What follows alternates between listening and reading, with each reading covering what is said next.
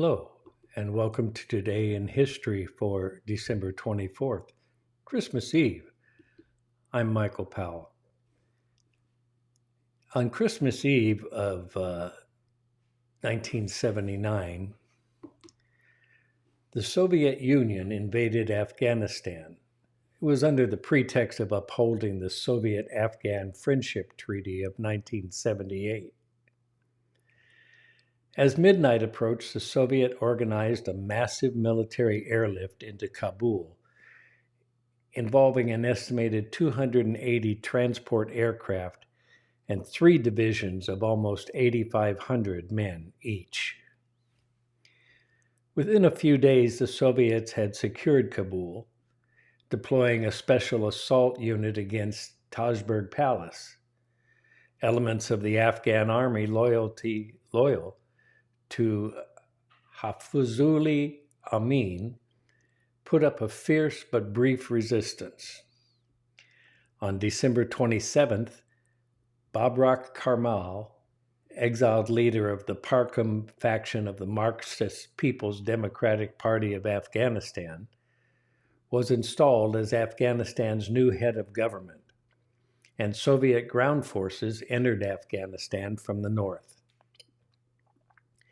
The Soviets, however, were met with really fierce resistance when they ventured out of their strongholds into the countryside. Resistance fighters called Mujahideen saw the Christian or atheist Soviets controlling Afghanistan as a defilement of Islam as well as their traditional culture. The Mujahideen employed guerrilla tactics against the Soviets, and they would attack or raid quickly, then disappear into the mountains, causing great destruction without pitched battles. The fighters used whatever weapons they could grab from the Soviets or were given by the United States. The tide of the war turned in 1987 with the introduction of the U.S. shoulder-launched anti-aircraft missile. The Stingers, as they were known, allowed the Mujahideen to shoot down the Soviet planes and helicopters on a regular basis. The new Soviet leader, Mikhail Gorbachev, decided it was time to get out. Demoralized and with no victory in sight, Soviet forces started withdrawing in 1988. The last Soviet soldier crossed back across the border on February 15th of 1989.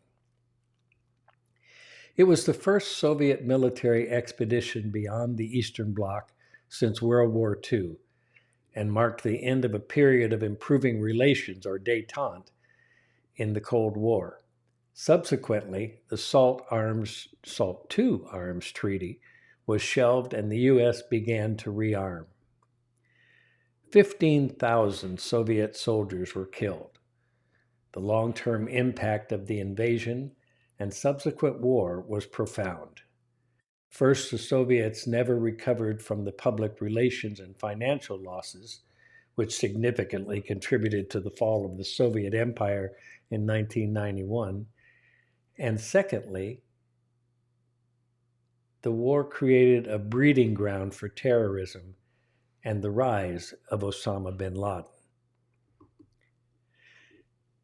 That was Today in History, the Russian invasion of Afghanistan. I'm Michael Powell. Check back tomorrow and see what happened in that day in history. Till then, Merry Christmas to you all, and to all a good night.